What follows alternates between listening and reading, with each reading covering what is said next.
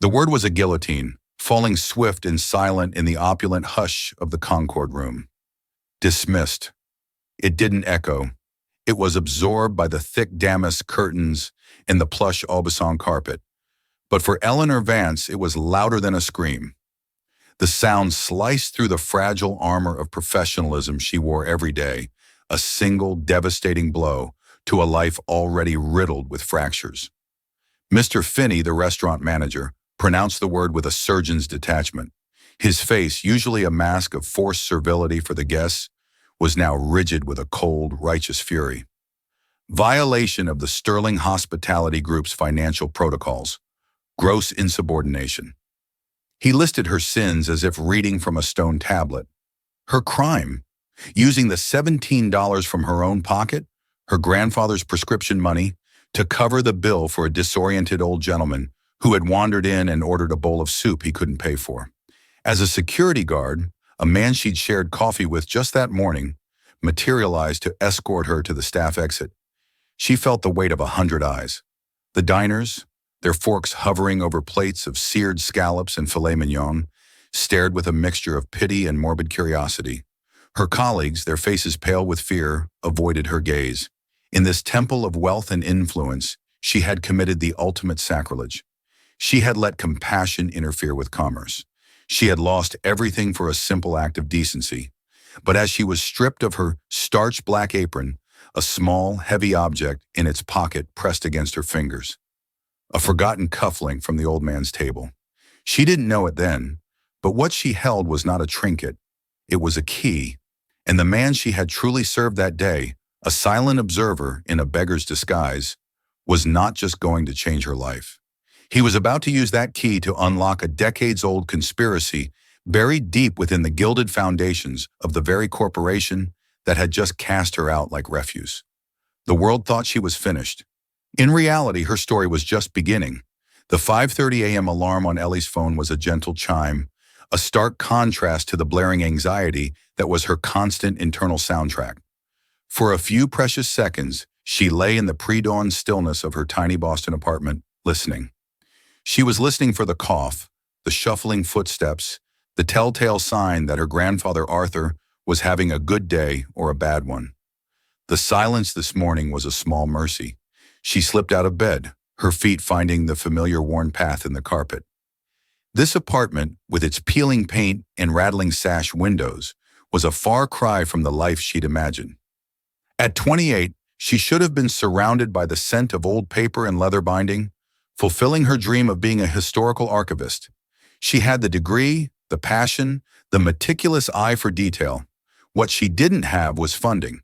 When the city council had slashed the budget for the local historical society 2 years ago, her entry-level position had been the first to go. Now the only history she dealt with was the faded grandeur of the Concord room, a place where she served people who lived in the kinds of brownstones she used to archive. In the small living room that doubled as his bedroom, her grandfather was asleep in his armchair, a thick history of the Massachusetts Bay Colony open on his lap. Arthur Vance had been a history professor at Boston College, a man whose mind was once a fortress of facts and dates. Now dementia was a relentless siege, crumbling the walls of his memory day by day. Some days he was lucid, the brilliant, witty man who had raised her. On others, he was a frightened stranger, lost in the corridors of his own mind. He was the reason she endured the 12-hour shifts, the condescending patrons, and the tyrannical rule of Gerald Finney. Her reflection in the bathroom mirror was a study in exhaustion. The inquisitive spark in her hazel eyes was dimmed, overshadowed by the faint, persistent crease of worry between her brows. Her auburn hair, which she used to wear in intricate braids, was scraped back into a severe, functional bun, a style dictated by the Sterling Hospitality Group's Employee Handbook, page 17, subsection C.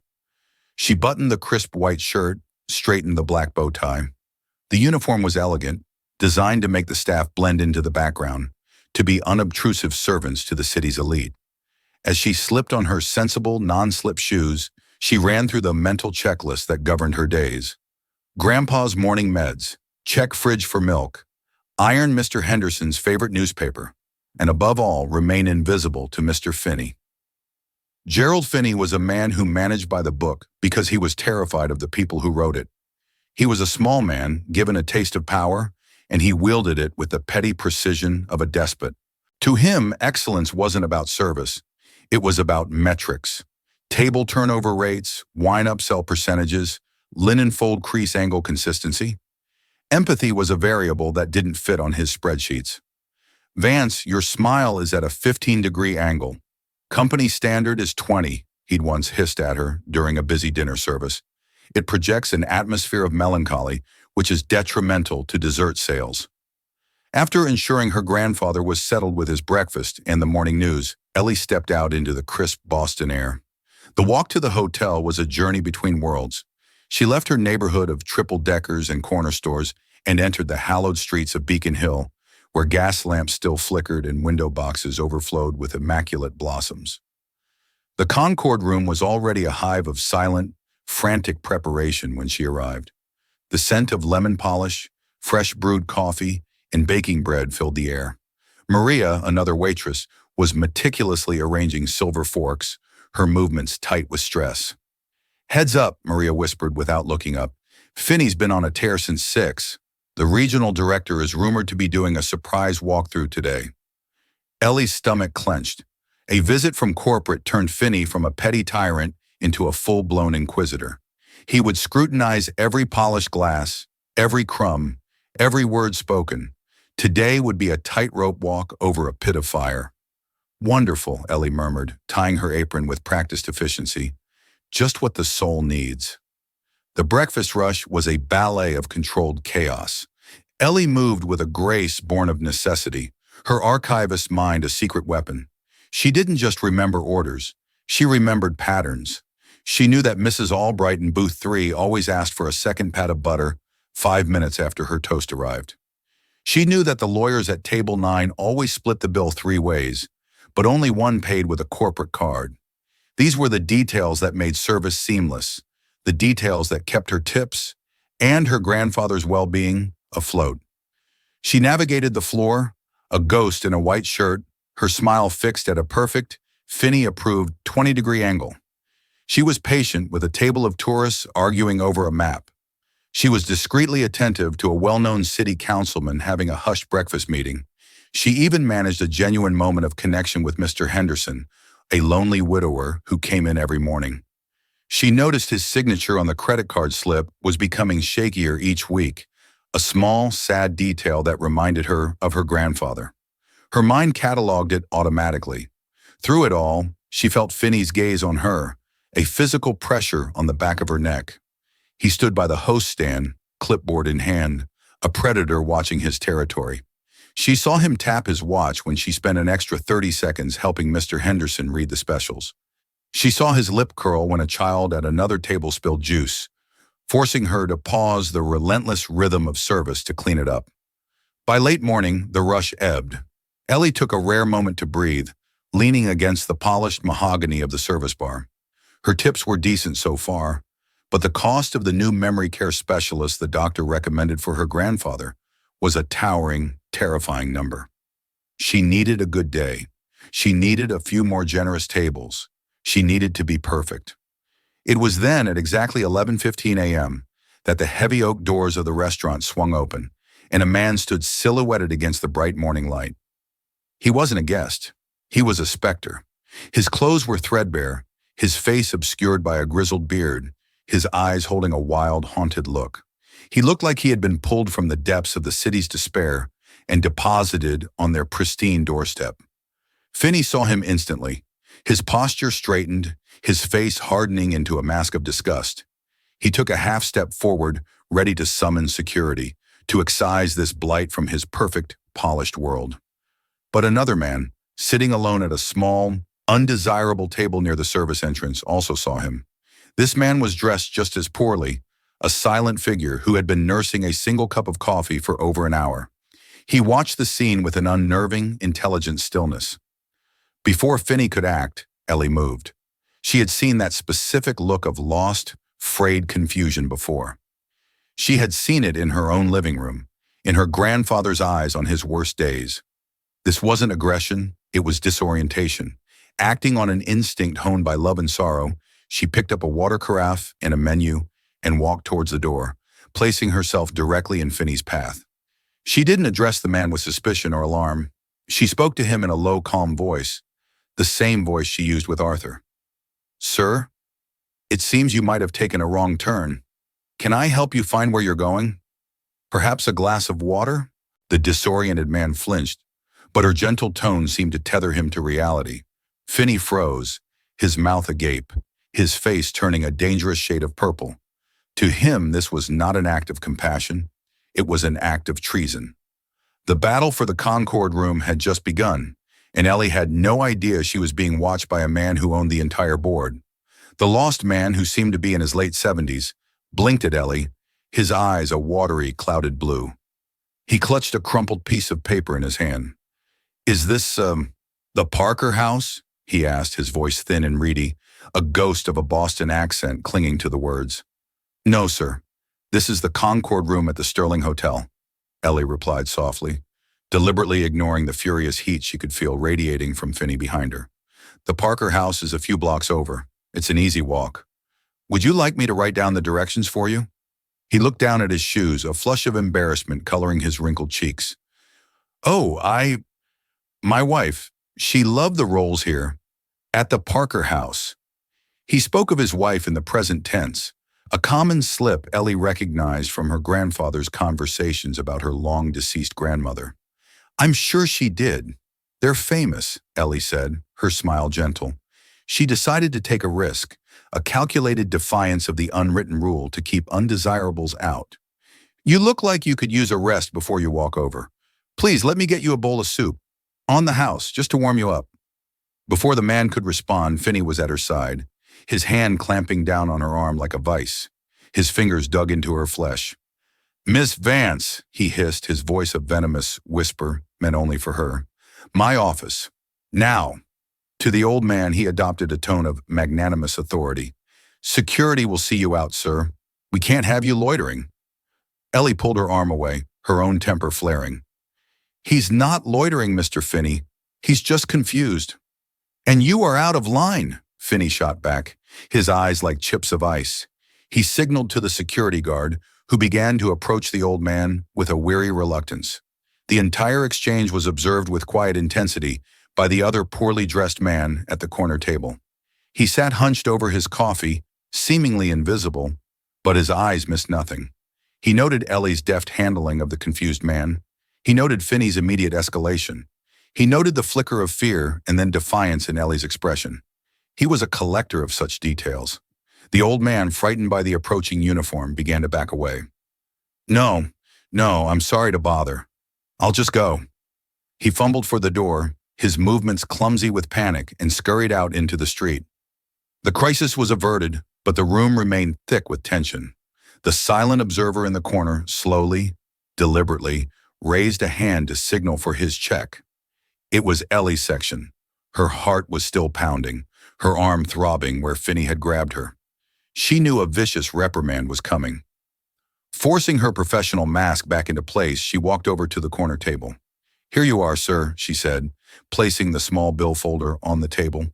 The man looked up at her, and for the first time, she got a clear look at his face. He was younger than his ragged clothes suggested, perhaps in his early 40s. His beard was unkempt, but his eyes were a startlingly sharp, analytical gray. They held a depth of perception that seemed entirely at odds with his appearance. "You handled that with grace," he said, his voice a low, gravelly baritone that was also incongruous with his persona. Ellie gave a tight, weary smile. "Thank you. Some people just get a little lost sometimes."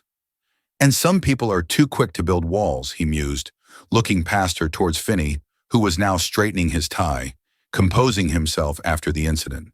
The man reached into a tattered coat pocket and pulled out a small, worn leather pouch. He fumbled inside, his movements seemingly awkward. "I'm afraid I only have..." He pulled his hand out. It was empty, save for a few coins. He began patting his other pockets with growing agitation. "My wallet. It must have fallen out. I don't have enough." The coffee was only $3, but his panic seemed genuine, his face flooding with a deep, humiliating shame.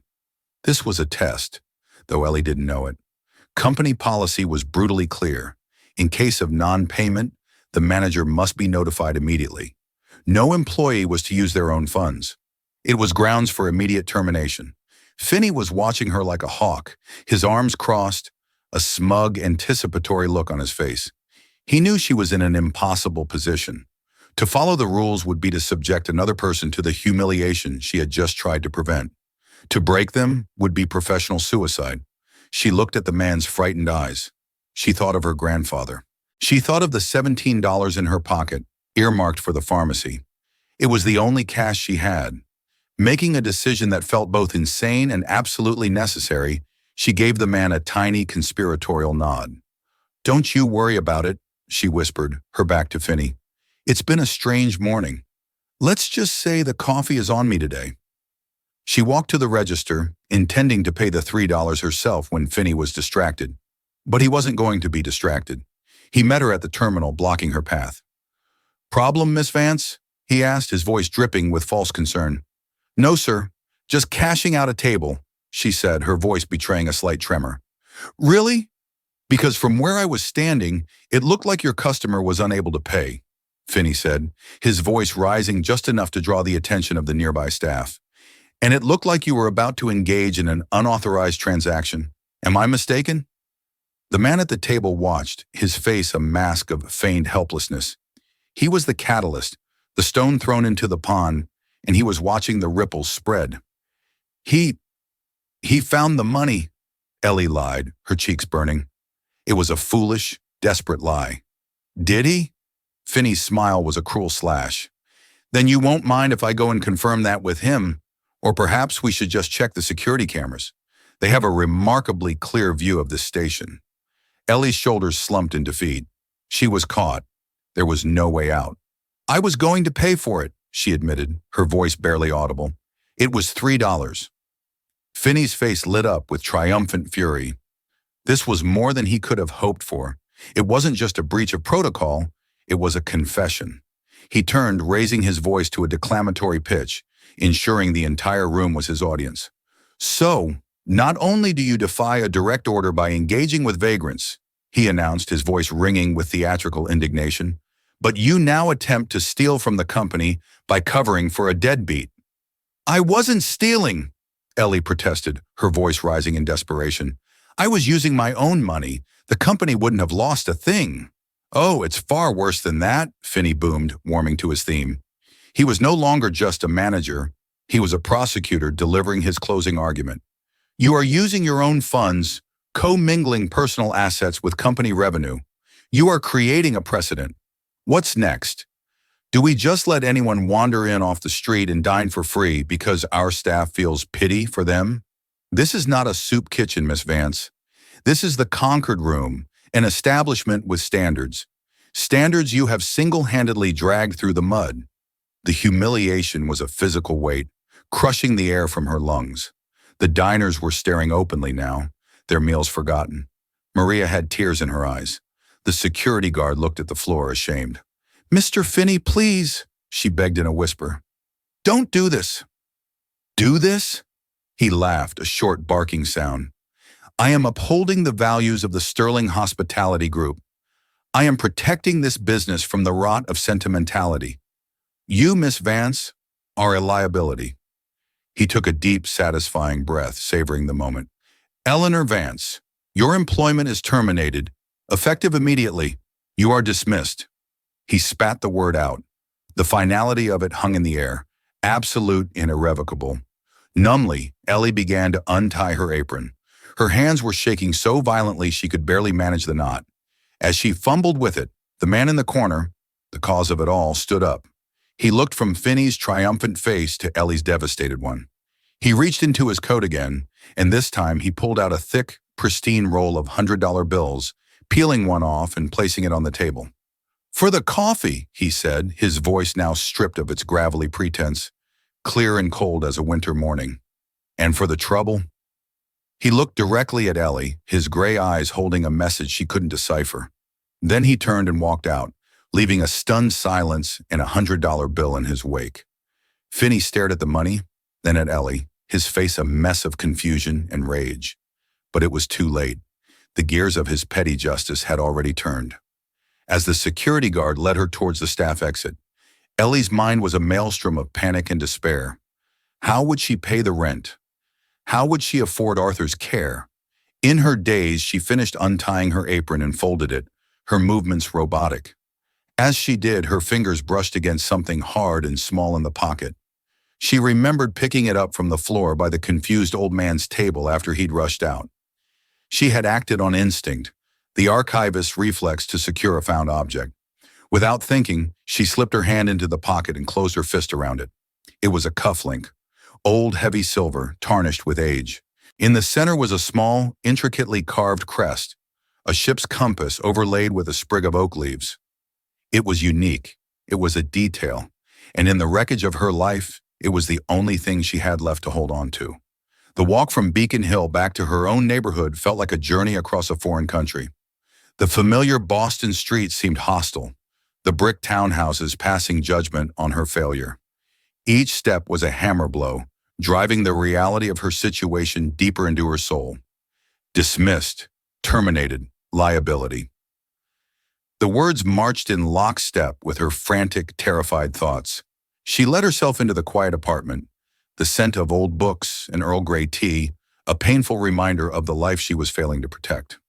Her grandfather was dozing in his chair, the television murmuring a local news report. He hadn't noticed her early return. She was grateful for the small reprieve from having to explain the inexplicable. How could she tell him she'd lost her job, their only lifeline, over a $3 cup of coffee in a moment of misplaced kindness? She sank onto the lumpy sofa, the springs groaning a weary complaint. The numbness that had carried her out of the restaurant was beginning to recede, replaced by a tidal wave of pure, cold panic. Rent was due in a week. The electric bill was already on its second notice. The new medication Dr. Evans wanted to put Arthur on cost a staggering $600 a month, a sum that had seemed daunting before and was now cosmically impossible. She buried her face in her hands, her breath coming in ragged, shallow gasps. She had always prided herself on her resilience, her ability to find order in chaos, whether in a dusty archive or a frantic dinner service. But this was different. This wasn't a problem to be solved. It was a cliff she had been thrown from. Her fingers uncurled, and she stared at the object in her palm, the cufflink. In the dim light of the apartment, the silver gleamed softly. The crest, the compass, and the oak leaves was beautifully rendered, a work of forgotten craftsmanship. For a moment, her archivist's brain took over, a welcome escape from the panic. The design was unusual. It wasn't a family crest she recognized from the old Boston Brahmin families. It had a more commercial, almost nautical feel. It was a piece of history, a tiny, tangible link to a past she couldn't identify. It was a puzzle, and for a fleeting second, she felt a flicker of her old self, the woman who loved puzzles more than anything. The flicker died as quickly as it came. A cufflink wouldn't pay the rent. It wouldn't keep the lights on or put food on the table. It was just a piece of metal, a souvenir from the worst day of her life. She was about to toss it onto the coffee table when a sudden, jarring memory surfaced. Her grandfather. Months ago, during one of his lucid spells, they had been looking through old Boston business ledgers for a small project. He had been tracing the genealogies of local shipping companies. "You see, Ellie," he'd said, his finger tracing a name in a faded directory from the 1960s. "Before the big conglomerates swallowed everyone up, this city was built by smaller, family-run enterprises, like the Oak Haven Maritime Company. Their logo was a compass and an oak sprig, symbolized guidance and strength. A fine old firm. Disappeared almost overnight in '68. A tragedy. Oak Haven Maritime. A compass and an oak sprig." Ellie's heart began to hammer against her ribs. She scrambled to the bookshelf, pulling down the heavy, leather-bound directory her grandfather had been using. Her fingers, still trembling, flipped through the brittle pages. Ma. Oak Haven. There it was. Oak Haven Maritime Carn, Pier 17. Founder, Silas Croft. And there next to the entry was a tiny inked drawing of their corporate logo. It was an exact match. A wave of dizziness washed over her. The confused old man? Could he have been a Croft? It was an old Boston name, but not one she'd heard in years. It was a long shot, a wild coincidence. She tucked the cufflink safely into a small box on the mantelpiece, her mind reeling with the impossible connection. What did it mean? Probably nothing. A ghost from the past, a sad echo of a fallen company. It didn't change her present circumstances. She was still unemployed, still terrified. Meanwhile, across the city, in a penthouse apartment overlooking the Charles River, Julian Croft was shedding his disguise. The threadbare coat and worn boots were tossed into a bag for incineration. He stepped under the needle-sharp spray of a hot shower, scrubbing away the grime and the cloying scent of destitution. But he couldn't wash away the image of Eleanor Vance's face as her world collapsed around her. He was not some vagrant. He was Julian Croft, the sole heir to the Sterling Hospitality Group, the grandson of the man who had built the empire. He was worth billions, a man who lived in a world so insulated from reality that he had to manufacture it with disguises. This wasn't a PR stunt, some undercover boss foolishness. It was a penance. His grandfather, Alistair Croft, had started Sterling with a handful of trusted partners, men like Silas Oakhaven. But over the years, as Alistair grew frail and a new board of directors took over, those original partners had been systematically, ruthlessly bought out, forced out, or ruined. Oakhaven Maritime was the first to fall. Silas, his grandfather's closest friend, had lost everything in what was called a hostile takeover. He died a broken man a year later. Julian, who had inherited the throne after his grandfather's death, was haunted by these stories. He suspected foul play, a conspiracy orchestrated by the very men who now sat on his board, men who had been with the company for 50 years. He was hunting for ghosts, looking for leverage, for any sign that the company's soul hadn't been completely poisoned. That's why he was at the Concord Room. The hotel had been the site of the final, ruinous meeting with Silas Oakhaven. He had orchestrated the entire scene. The $100 bill was a distraction. The lost wallet was a test of the staff's protocol and integrity.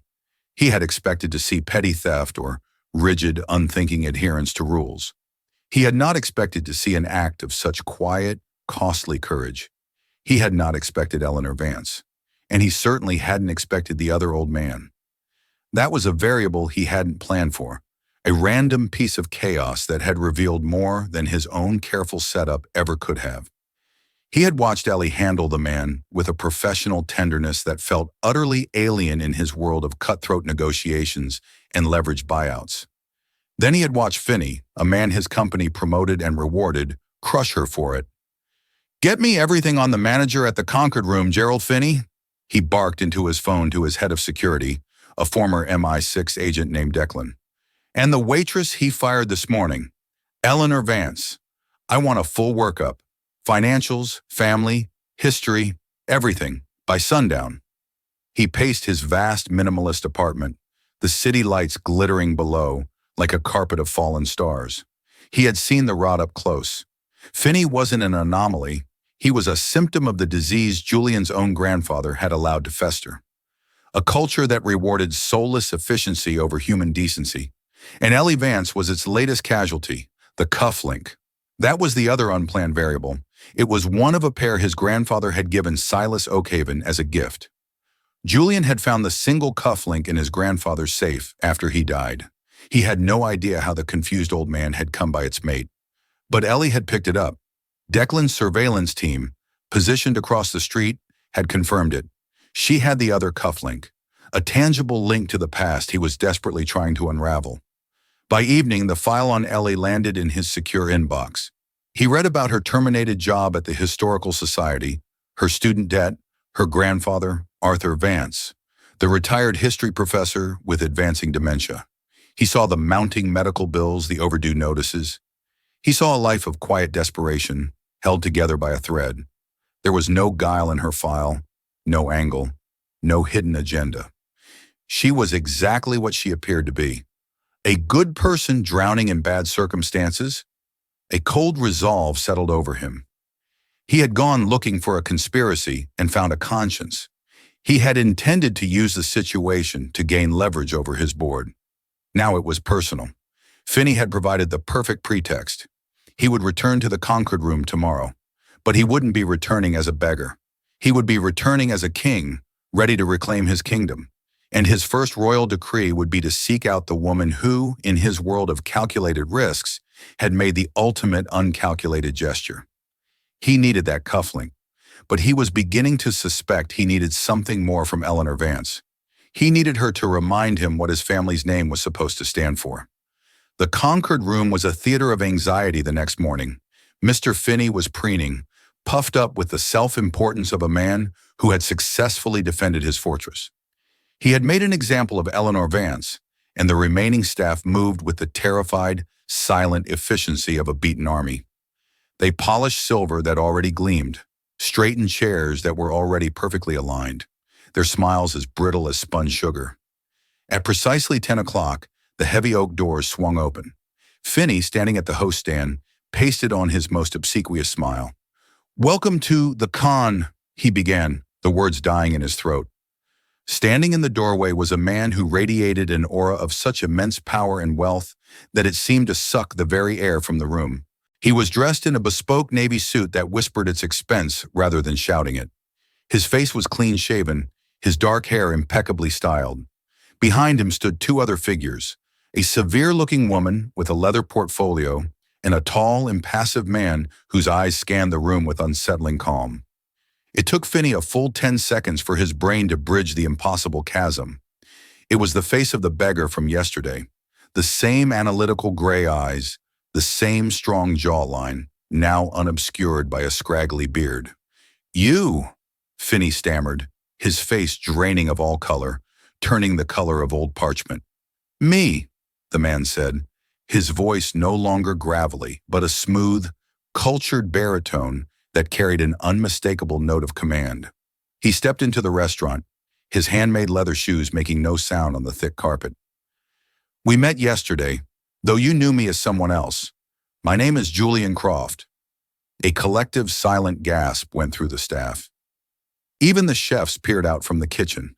Croft, as in the Sterling Croft building downtown, as in the Croft wing at the Museum of Fine Arts, as in the Crofts. Finney looked as though he might faint. Mr. Croft," he whispered, his entire body trembling. "Sir, I had no idea. If I had known who you were—" "If you had known who I was," Julian cut him off, his voice dropping to a dangerously quiet level, "you would have acted differently. That is precisely the problem." He gestured to the two people behind him. "This is Alana Reed, my chief counsel, and this is Declan, my head of security. We are here to conduct a full, top-to-bottom review of this establishment's management and operational protocols, starting with you, Mr. Finney." Finney's carefully constructed world was atomizing before his eyes. "Sir, I assure you, my actions yesterday were strictly by the book, the Sterling Hospitality Handbook." "I have read the handbook, Mr. Finney," Julian said, his eyes cold as a winter sea. "My grandfather wrote the first draft. It was intended as a guide, not a holy text to justify cruelty. You used it as a weapon to humiliate and terminate an employee for an act of compassion. An employee, I might add, who showed more grace and professionalism in 5 minutes of dealing with a confused member of the public than you have shown in your entire career." He turned his attention to the stunned staff. "I want to make something clear to all of you," he said, his voice resonating through the silent room. "Your jobs are not in jeopardy. The system you have been forced to work under, however, is." His gaze landed back on Finney, who seemed to shrink inside his suit. "You are suspended, pending a full investigation. Declan will escort you from the premises. You will not speak to any member of the staff. You will turn over your keys, your passcodes, and your company phone. Is that understood?" Finney could only nod, his face a mask of pure terror. As Declan stepped forward to escort the disgraced manager away, Julian turned to the assistant manager, a young, nervous woman named Sarah. "Sarah, I need to make a phone call. Would you please find me the personnel file for Eleanor Vance?" A few minutes later, Julian stood in the now empty manager's office, Ellie's file in his hand. He dialed the number listed. He let it ring once, twice, a third time. "Hello?" The voice on the other end was frayed, exhausted, but still resilient. Miss Vance. Eleanor Vance, Julian said, his own voice softer than he intended. There was a hesitant pause. Yes? Who is this? My name is Julian Croft. I was the man at the corner table yesterday. The man with the coffee. The silence on the line was profound, a chasm of disbelief and confusion. I don't understand. The $100 is the least of what I owe you, Julian said. Miss Vance, I am the owner of the Sterling Hospitality Group, and I am profoundly, deeply sorry for what happened to you. Your termination was a travesty, and it will be rectified. But that's not the only reason I'm calling. He took a breath. I believe you may have found something at the restaurant yesterday. Something that was dropped. A piece of jewelry. A cufflink. Another pause, this one charged with a new energy. Yes, she said, her voice now sharp with cautious intelligence. I have it. I need it back, Miss Vance. It's of immense personal value, he said, testing her. This was the moment. Would she demand money? A job? It's from the Oak Haven Maritime Company, she said simply. The crest. It was their corporate logo, circa 1960. Founded by Silas Croft. Julian felt like he'd been struck by lightning. He had expected her to recognize it as valuable, not to identify its specific, obscure historical origin. His entire plan, his cautious approach, his carefully constructed test. She had just bypassed all of it with a single stunning display of knowledge. How? How could you possibly know that? He asked, genuinely amazed. I'm an archivist, she said, a note of pride returning to her voice. Or I was. It's my job to know things like that, to see details others miss. In that moment, Julian Croft realized his hunt was over. He hadn't just found a kind waitress. He had found his missing piece. He had found the one person in the world who could see the clues hidden in plain sight. Miss Vance, he said, his voice filled with a new, urgent purpose. I need you to come back to the hotel. Right now. We have so much more to talk about than your job. I'm not just offering you your position back. I believe you and I have some history to uncover. When Ellie walked back through the doors of the Concord room an hour later, it felt like stepping into an alternate reality. The staff, who had shunned her yesterday, now looked at her with awe. The assistant manager, Sarah, rushed to offer her coffee, her hands trembling slightly. And Julian Croft was waiting for her, not as a beggar or a CEO, but as a man with a puzzle he couldn't solve alone. He led her to a quiet, secluded booth, the same one where visiting dignitaries were often seated. The power dynamic had been irrevocably inverted. Please, he said, gesturing for her to sit. He sat opposite, his gray eyes fixed on her, no longer veiled by disguise but open and intense. Before we discuss anything else, I want you to accept my formal apology. What you did yesterday was a profound act of kindness. What my company did to you was a profound act of cowardice. I intend to fix it. Ellie, still reeling, simply nodded, placing the small silver cufflink on the polished table between them. You said it was important. It is, Julian confirmed, his gaze dropping to the object. It belonged to Silas Oakhaven. He was my grandfather's best friend and original business partner. He was also the first man my grandfather's company destroyed after the new board took over. He leaned forward, his voice low and conspiratorial. Ellie, may I call you Ellie? I didn't inherit a company. I inherited a crime scene with a 50-year-old cold case. My grandfather's partners were all pushed out, their companies absorbed for pennies on the dollar, their families ruined. It was all legal, all written down in contracts and shareholder votes. But it was wrong. I believe a man on my current board of directors, a man named Marcus Thorne, who was the company's junior counsel back then, orchestrated it all. But I have no proof, only stories, whispers. He looked from the cufflink back to her face. You didn't just find a piece of jewelry, Ellie. You identified it. You connected it to a piece of forgotten history. That's a skill I cannot buy. That is a talent I desperately need. Ellie was beginning to understand. This wasn't about a job. It was about justice. The archivist in her, long dormant, began to stir. What are you proposing? She asked, her voice steady. I'm not proposing you come back as a waitress, he said. That would be an insult to your abilities. I'm proposing a new role. I want to hire you as a private consultant, a historical researcher for me, personally. I want you to use your skills to dig into the Sterling Group's past. I'll give you full access to the company archives. The real ones. The ones in storage nobody has opened in decades. I want you to look for discrepancies, for hidden clauses, for anything that Thorne might have buried. I'll pay you a salary that will not only take care of you and your grandfather, but will allow you to hire the best possible care for him. And in return, you will help me find the truth. It was an offer so far beyond the realm of possibility that Ellie felt a giddy, disorienting sense of vertigo. To go from being fired in disgrace to being hired as a corporate archaeologist in less than 24 hours was impossible. And yet here it was. It was a chance to do what she loved, to use the skills she was so proud of. It was a chance to trade her apron for an archive box. More than that, it was a chance to restore not just her own dignity, but the dignity of men like Silas Oakhaven. It was a story that needed to be uncovered. A slow smile spread across her face, the first genuine, unforced smile in years. It reached her eyes, and the spark that had been dim for so long flared back to life. "When do I start?" she asked. The journey that followed was not one of instant victory, but of painstaking, methodical work. The Concord room was just the first domino to fall. The investigation into Finney's management uncovered years of petty cruelties and staff mistreatment, leading to his permanent dismissal and a complete overhaul of the hotel's leadership. But that was merely housekeeping for Julian.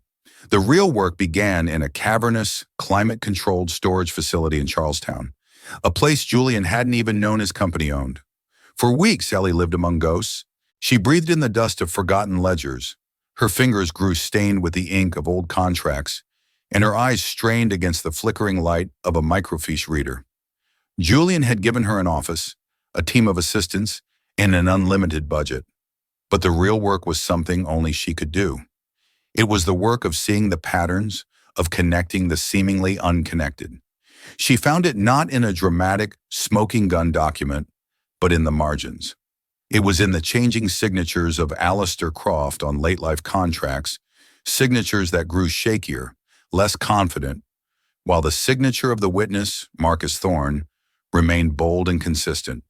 It was in a series of property acquisitions, all handled by a shell corporation whose address traced back to a law office where Thorne's brother was a partner. It was in the fine print of the Oakhaven Maritime Buyout Agreement, a hastily added codicil, signed on a day Alistair Croft was documented to have been hospitalized, that surrendered all future claims and intellectual property rights. Julian, for his part, worked the human angle. Armed with the leads Ellie was uncovering, he began to track down the children and grandchildren of the other ruined partners. At first, they were suspicious, seeing him as the face of the enemy that had destroyed their families. But Julian was patient. He didn't come with offers of money, but with a quiet request for their stories, showing them the evidence Ellie had found, proving he was seeking justice, not just absolution. He was a different kind of Croft, and slowly they began to trust him. The final piece of the puzzle came from a place neither of them expected: the confused old man who had dropped the cufflink. With the help of Declan's team, they identified him as Thomas Oakhaven, Silas's son. He was suffering from the same dementia that afflicted Ellie's grandfather, living in a state-run nursing home. They had almost dismissed him as a dead end, but Ellie insisted on visiting him. She sat with him not as an investigator, but as a granddaughter. She didn't press him for information.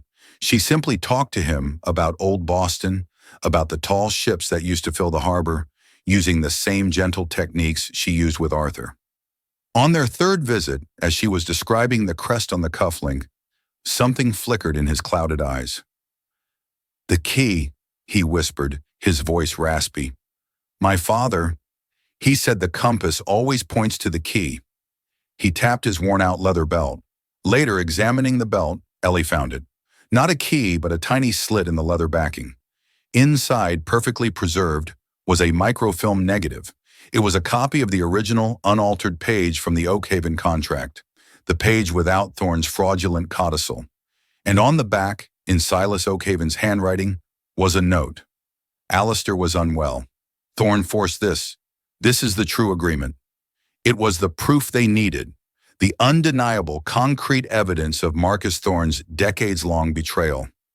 The final confrontation didn't happen in a courtroom. Julian called an emergency board meeting in the same grand boardroom where the fates of so many good men had been sealed. Marcus Thorne, now a venerable silver-haired patriarch of the company, sat at the head of the table, exuding confidence. Julian didn't shout, he didn't accuse. He simply laid out the story, piece by meticulous piece, with Ellie by his side. He presented the altered contracts, the Shell Corporation records, the testimony from the wronged families.